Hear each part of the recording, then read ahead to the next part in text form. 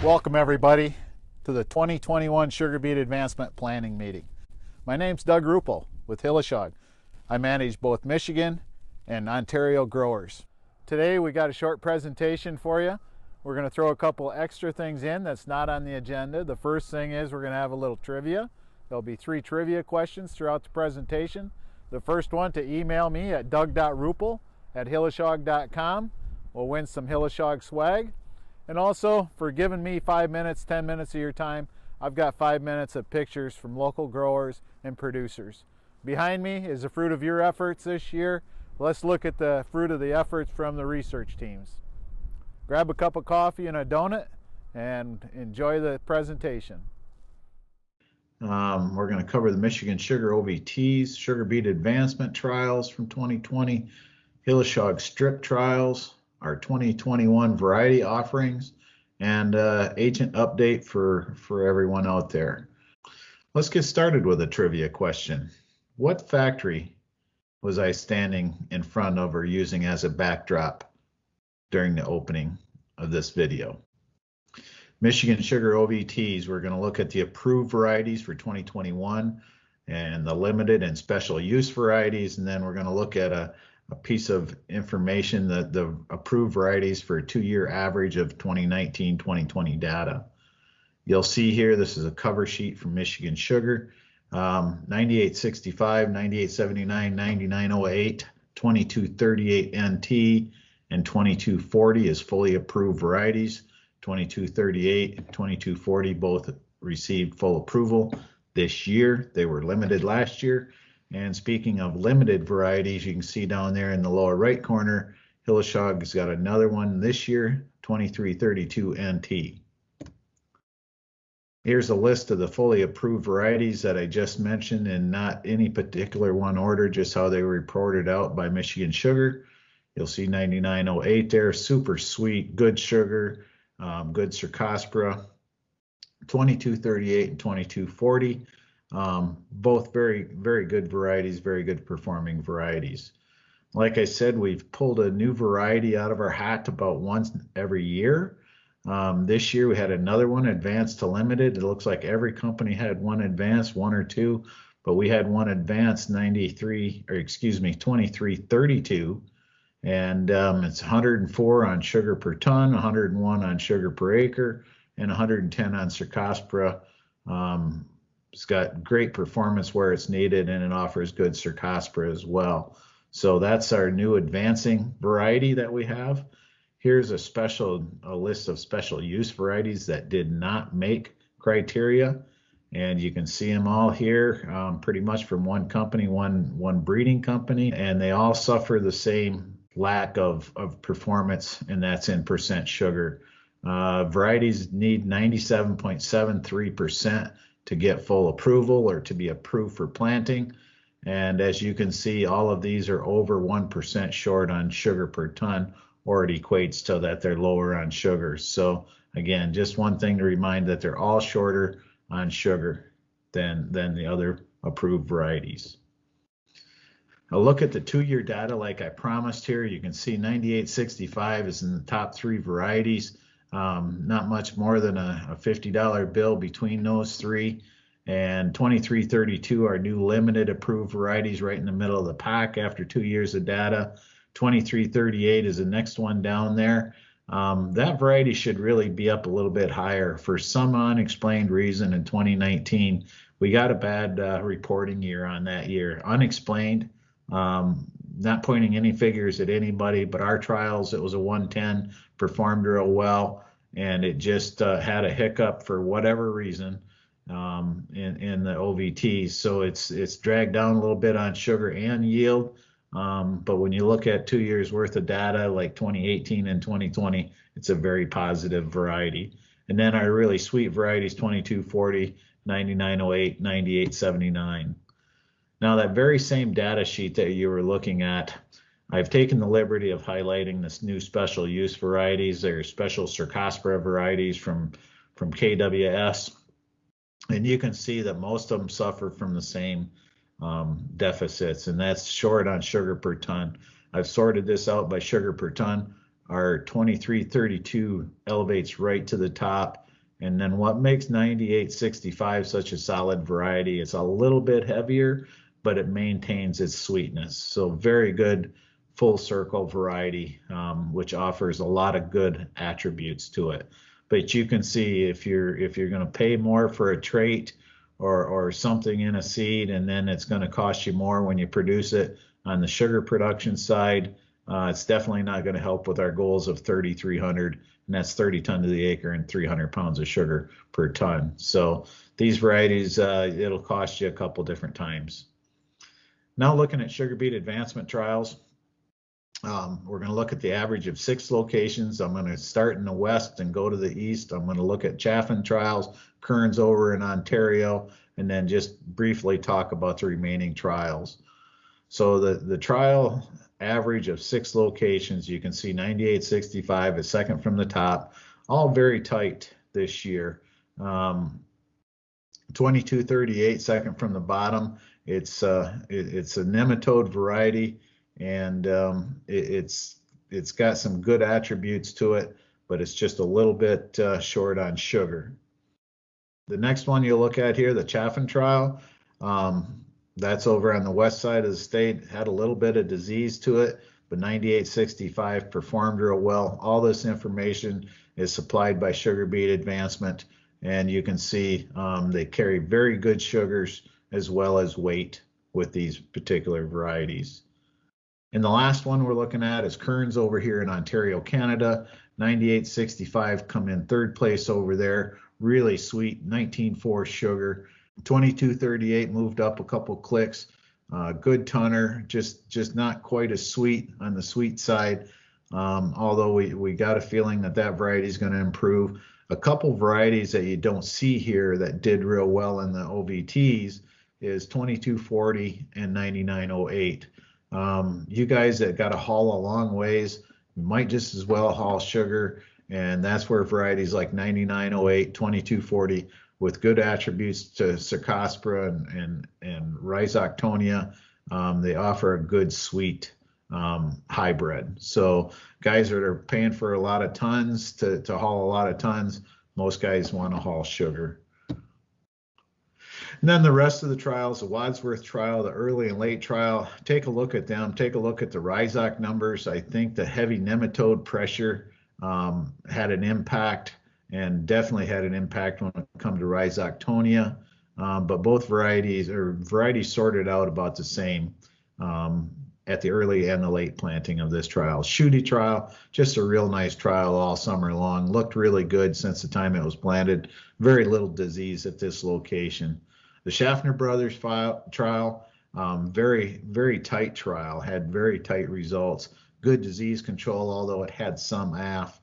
The Sylvester Farms trial, it's a very interesting trial, had to be replanted, a good range of nematode pressure in there, and I think it played host to more root diseases of all kinds, Fusarium, AF, and Rhizoctonia. The DLV farm trial, that's a very nice trial, very little disease on the root and foliar. This is kind of our lighter soil. I don't want to say sand, but it's our lighter soil trial location, and you can see that varieties sort out a little bit different. And then into my strip trials here, I guess I'm going to take a minute here and ask another trivia question, so be ready to send an email to doug.ruppel@hilleshog.com. What is the oldest operating sugar factory in the United States? Okay, looking at strip trials here, this is a strip trial I planted with the Gurkovich Farms. We planted all 5 of our varieties in there. It was an early plant, but also an early dig. And you can see in this particular trial with the early harvest, 2238 rose to the top.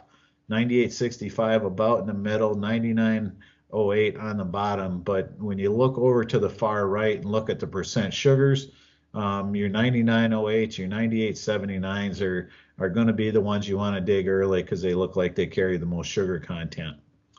And then my last strip trial I wanted to share with you was Vader Farms, planted April 16th, harvested on November 2nd. As you can see, I know going into this, I was putting 2238 up against the heaviest beta variety there was. And, when we started harvesting and I knew I was light a couple tons, but I really thought the sugars would be there because 2238 is a fully approved variety for nematodes, and beta 1606 is a special use with lower sugar. And you can see the difference, about 3/4 of a point of sugar difference. That brought us up enough and made more revenue, or within $100 of revenue. Now, it costs you something to haul extra tons. There's tear involved here, a few other things. I think what this tells you is a person should really try to diversify your farm and your farm acres. So in conclusion of the trials, Michigan Sugar, Brian Grew is a great leader there. He does a good job with all the trials. All the trials were planted to stand this year. Very comparable varieties from all breeding companies. Sugar content was tighter this year. I think about the first week of permanent pile, the sugars jumped up and never stopped. But it brought some of the other lower sugar varieties up a little bit sweeter than they normally are. Hilleshog, we're just proud to keep advancing varieties in the OVT. We're making and meeting all the criteria that's set by the Seed Approval Committee. And again, just closing out on this one, special approved varieties are well short on sugar. If it costs you more for a technology fee to plant it, and then you're going to plant a variety that's in superior on sugar, it's going to cost your pocketbook more than once. Sugarbeet advancement trials, Daniel and Tom did a great job. Very tight results on all the entries. The different locations shows the diversity should be a part of your planning. Nematode pressure continues to increase, and I think we've seen toads at every location, and each location needs to be looked at for your local results. The Hilleshog strip trials, they fall in line with the OVTs and Sugarbeet advancement, but there again, they send a strong message that you need to diversify your portfolio, not only for your own farm, but for your factory's efficiencies. Tyler Ring, President of Hilleshog Seed US. What are some of the needs here in Michigan? Well, a couple of the things that the Michigan grower and Michigan Sugar is looking for is really two main areas. Sugar content is something that's increasingly important for the Michigan grower and the sugar company, not only here in Michigan, but throughout the U.S. And then the second is Cercospora leaf spot. We've seen increase in Cercospora over probably the course of the last 3 to 5 years. And those are two of the critical areas that Michigan Sugar is looking for their growers to try to improve on in the course of the coming season. Is that a strong suit for Hilleshog? Hilleshog is excellent in both of those. Certainly the Cercospora piece, we have been industry leaders in the past of our Cercospora tolerance, and we do have a strong portfolio of Cercospora tolerance in all of our genetics. I think where we see some of the differences is certainly from the sugar content. I think we've been very pleased on the level of quality and juice purity that our hybrids are bringing as well. So to couple the Cercospora piece with sugar content is right in line with what the co-op's asking for to maximize sugar production in this area. For hybrids that we have to offer this year, 9865, 9908, 2240. And on the nematode side of things, we have 2238, 9879, and newly approved, limited approved for this year is 2332 NT. We look forward to seeing these varieties out commercially again next year. When I first looked at this field shortly after emergence, it was about 100% stand. Every beet was here and it come real well. Shortly after that, early in June, we had some heavy rains, anywhere from 6 to 10 inches of rain. And we're close to the Colquhoun River here, and the river overflowed. This particular field was underwater for about 7 days. And we're back here today, not to brag up that variety, but just to brag up the strength of Hilleshog and its disease tolerance. A lot of times when you run dirt and water over top of these crowns, it just opens it up for infection. And we're just surprised and very happy for the grower to see minimal death from all the disease and water movement that went through this field. 2238 is a nematode variety. It brings with it some very strong Cercospora and very good rhizoctonia. It also has some good weight, good tons, and we're real close on the sugar content on this. Not our sweetest variety, but it brings other attributes that every grower seemed to love that planted it this year. We got a good looking seed crop that came off this year. The fires didn't have very much effect, but it is a good looking seed crop that we have coming off for the Michigan sugar growers. Seed size and treatments, our sizes remain the same, 2M, 4M, and an S2, which is more of a air seed. Treatments in the U.S., the only difference is we don't offer Tachagarin, or it's not approved for sale in Ontario. Our base treatment is Vibrance Tach 20, and then Cruiser Max for an add-on for an insecticide, Vibrance Tach 20. A couple years ago, we added Tach 45 as we had a few areas increasing with the Phanomyces pressure. So we increase the rate of Tachagarin, and we offer that with our Vibrance, and then we also offer Cruiser Max Vibrance Tach 45. So in Ontario, you'd have your Vibrance or your Cruiser Vibrance in the 3 sizes listed above. Now moving on to dealers, you know, I've been at this a long time. A few of these guys have been with me through the thick and thin of 30 plus years.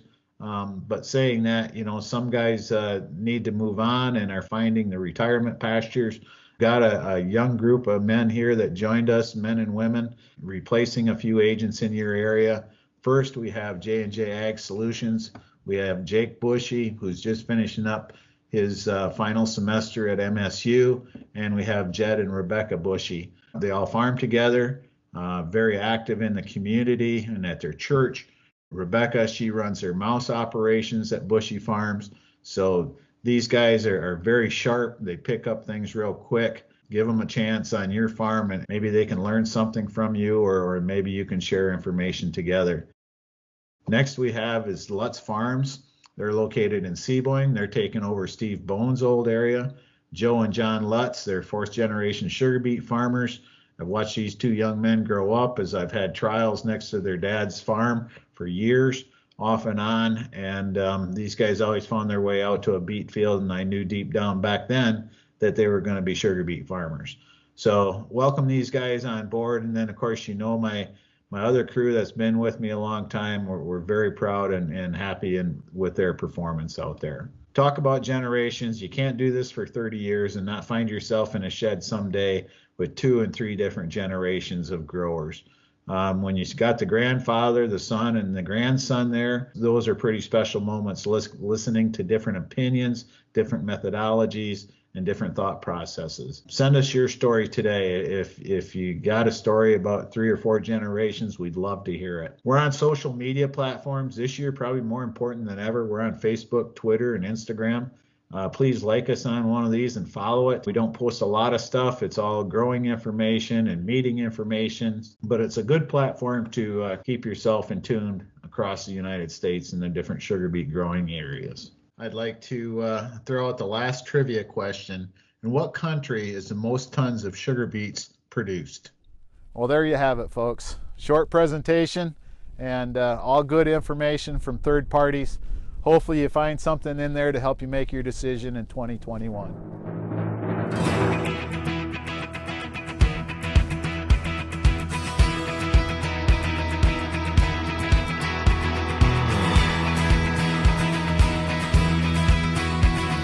American farmer, we're all dependent on you.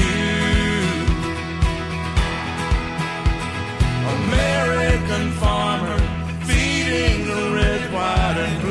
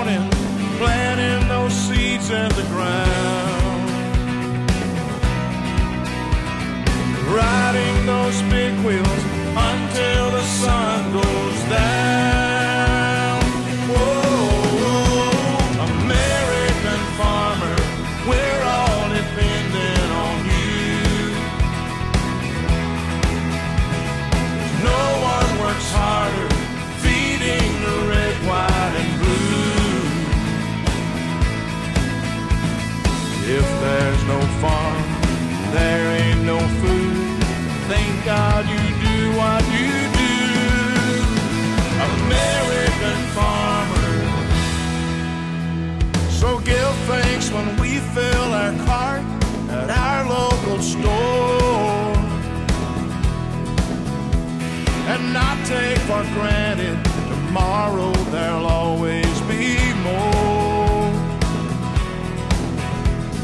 Just take a trip down a back road and you'll understand, and you'll feel the beat from the heart of this great land. Whoa, whoa, American farmer, we're all dependent on you. American farmer, feeding the red, white, and blue. If there's no farm, there ain't no food. Thank God you do what you do, American farmer, feeding the red, white, and blue. FFA and 4-H too. If there's no farm, there ain't no food. Thank God you do what you do.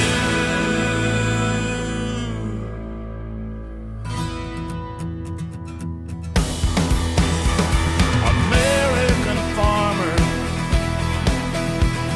American farmer, FFA and 4-H too. American farmer, American farmer, American farmer. American farmer.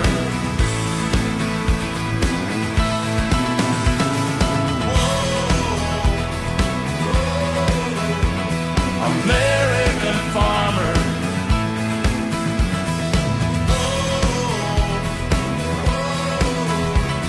American farmer. American farmer.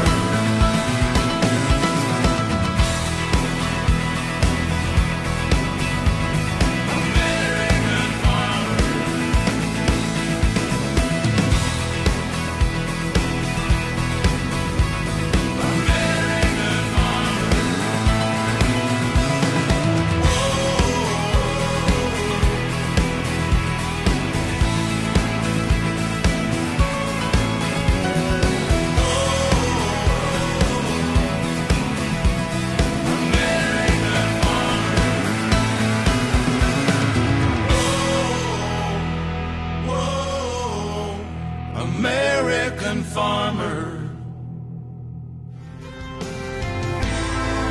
From the fuel that fills your truck to the coffee in your cup, don't thank the corner store or that early morning rush. Thank a farmer.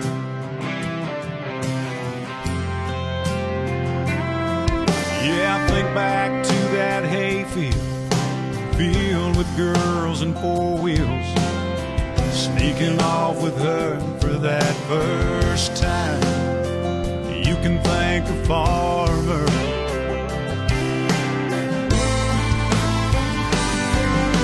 I still believe in amber waves of grain, man on his knees praying for rain that grew this country strong and keep us moving on. They get tougher. Thank you for your participation. For those of you that purchased seed in 2020, thank you very much. Those of you that didn't, we'd like to earn your business in 2021.